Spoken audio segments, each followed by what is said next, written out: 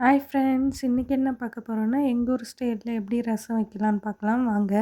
First ஒரு பெரிய பல்லு பூண்டு எடுத்துக்கோங்க. அடுத்து 4 வரமிளகா எடுத்துக்கோங்க. சின்னதாக இருக்கறனால நான் 4 தக்காளி எடுத்திருக்கேன். ரொம்ப பெருசாக இருந்தால் நீங்கள் 2 தக்காளி எடுத்துக்கோங்க. இப்போ வந்து இதெல்லாம் கட் பண்ணி எடுத்துக்கலாம். பூண்டை தட்டி எடுத்துக்கோங்க. 4 வரமிளகா, அப்புறம் கருவேப்பிலை வந்து கட் பண்ணி வச்சுருக்கேன். தக்காளியும் கட் பண்ணி வச்சுருக்கேன். இது வந்து வீட்லேயே அரைச்ச மிளகு ரசப்பொடி. இது 3 டேபிள் ஸ்பூன் போல் எடுத்திருக்கேன். இதெல்லாம் எடுத்துக்கோங்க ஃபஸ்ட்டு. அடுத்து ஒரு பாத்திரத்தை எடுத்துக்கோங்க. அதில் ஒரு பெரிய நெல்லிக்காய் சைஸ் வந்து புளி எடுத்துக்கலாம். புளி எடுத்துட்டு அதை ஊற வைங்க. அது கூட 3 டம்ளர் தண்ணி ஆட் பண்ணிக்கலாம்.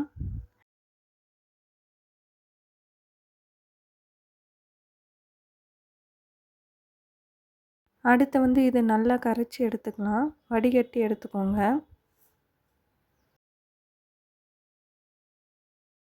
அடுத்து ஒரு கடாய் எடுத்துக்கலாம். அது சூடானோன்மே எண்ணெய் ஒரு 3 டேபிள் ஸ்பூனை விடுங்க. நல்லா எண்ணெய் விடுங்க.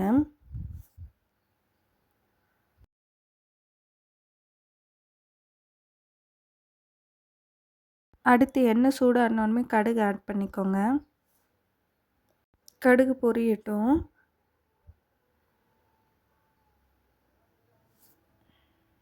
அடுத்து நம்ம கட் பண்ணி வச்சுக்கிற கருவேப்பிலை ஆட் பண்ணிக்கலாம். வரமிளகாயும் அப்படியே ஆட் பண்ணிக்கோங்க. அடுத்து நம்ம தட்டி வச்சுக்கிற பூண்டை ஆட் பண்ணிக்கோங்க. இதை நல்லா வதக்கி விடுங்க. அடுத்து இது வதங்கினோன்மே நம்ம தக்காளி ஆட் பண்ணிக்கலாம். நம்ம கட் பண்ணி வச்சுக்கிற தக்காளி.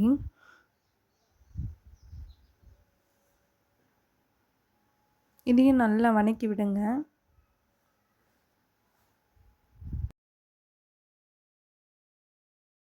இது ஒரு பாதி அளவு வதங்கினோன்மே இது கூட உப்பு ஆட் பண்ணிக்கோங்க.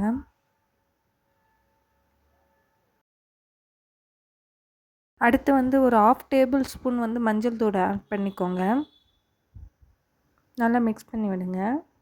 வதங்கட்டும். முழுசாக நல்லா வதங்கட்டும்.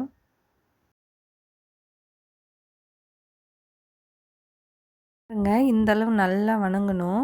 அடுத்து வந்து நம்ம எடுத்து வச்சுங்கிற மிளகு ரசப்பொடி ஆட் பண்ணிக்கலாம். இதை அது கூட ஒரு நிமிஷம் மட்டும் மிக்ஸ் பண்ணி விடுங்க.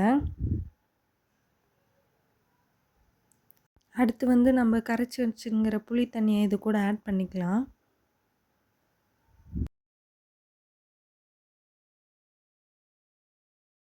இப்போ இதை வந்து ஒரு கொதி வர வரையும் அப்படியே விடுங்க.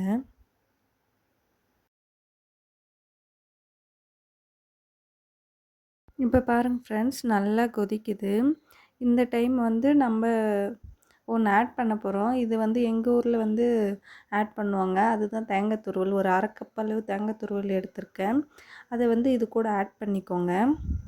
நல்லா டேஸ்ட்டாக இருக்கும். வேணுனா கண்டிப்பாக ட்ரை பண்ணி பாருங்கள். சூப்பராக இருக்கும். தேங்காய் துருவல் ஆட் பண்ணி ஒரு நிமிஷம் மட்டும் கொதிக்கட்டும். கண்டிப்பாக ட்ரை பண்ணி பாருங்கள். சூப்பராக இருக்கும். இப்போ இது கூட வந்து கொத்தமல்லி தழை ஆட் பண்ணிவிட்டு ஆஃப் பண்ணிடுங்க. இதாங்க ரொம்ப டேஸ்ட்டான எங்கள் ஊர் ஸ்டைல் ரசம் ரெடி ஆயிடுச்சு. இந்த வீடியோ உங்களுக்கு பிடிச்சிருந்தா லைக் பண்ணுங்கள், ஷேர் பண்ணுங்கள், சப்ஸ்கிரைப் பண்ணுங்கள் அண்ட் கமெண்ட் பண்ணுங்கள். பை ஃப்ரெண்ட்ஸ், அடுத்த வீடியோவில் பார்க்கலாம்.